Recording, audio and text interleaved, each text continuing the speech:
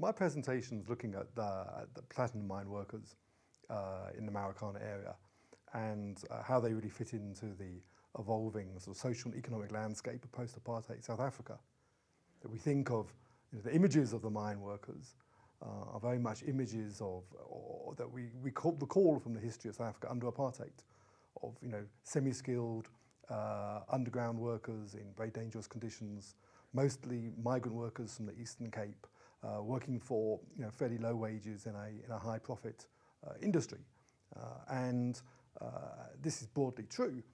What I want to look at and explore is to what extent this is really a typical of post-apartheid South Africa, and my argument is that this is a sector of the South African economy, South African society, which is really a throwback to apartheid and is less and less typical of the rest of the economy.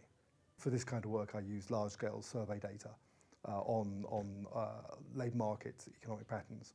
And I think they show a number of things. I mean, a number of ways in which the Marikana workers are actually quite atypical. So firstly, migration. Under apartheid, we think that the economy really revolved around mostly male migrant workers from rural areas like the Eastern Cape to the industrial urban areas.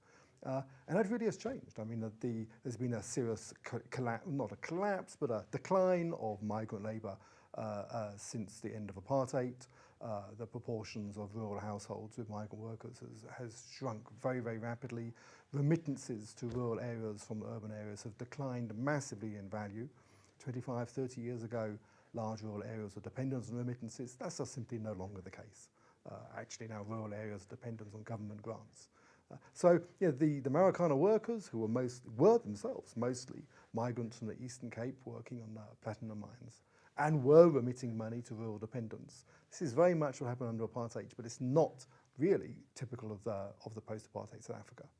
Similarly, migrant mine workers on these migrant mine workers on the platinum mines, mostly semi-skilled workers, rock drillers, doing very much the same kind of work that mine workers in South Africa have done for 100 years, with very little technological change, very little change in the labour process. But again, this is very atypical, that actually the semi-skilled industrial worker was the sort of mainstay of the economy in the late apartheid period. But there are actually very, very few semi-skilled industrial workers in South Africa anymore. There's been a process of capital intensification, of mechanisation, including in other mines, but not so much in platinum.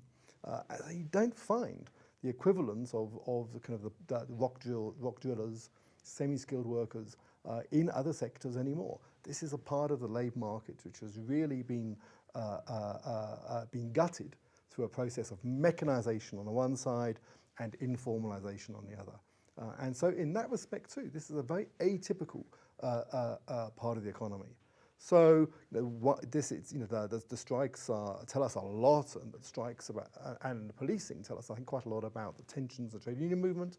They tell us quite a lot about the nature of policing in South Africa. But this is a group of workers who in many ways are more and more atypical of post-apartheid workers. The poor haven't done better because unemployment has persisted. I mean, this is the economic bottom line, that we have an economy with 40% unemployment. There's been a complete collapse in the demand for less skilled labour, and partly through mechanisation. So the question is, why has there been so little substantive attention to job creation post-apartheid South Africa? And I argue in the book that this is in part to do with it's not primarily to do with neoliberalism, which is the standard argument. I say a lot of this is to do with the way in which trade unions have pursued the interests of their members, who are increasingly skilled workers, and this has basically not eliminated, but seriously reduced the interests of employers in employing less skilled workers. So we've had a serious, complete collapse of demand for unskilled and semi-skilled workers in the tradable sections of the formal economy. And platinum mines are really one of the last exceptions to that, where there is still this lingering kind of apartheid era employment of semi-skilled workers at what are quite obviously very low wages, given workers are working in very difficult underground in very dangerous conditions.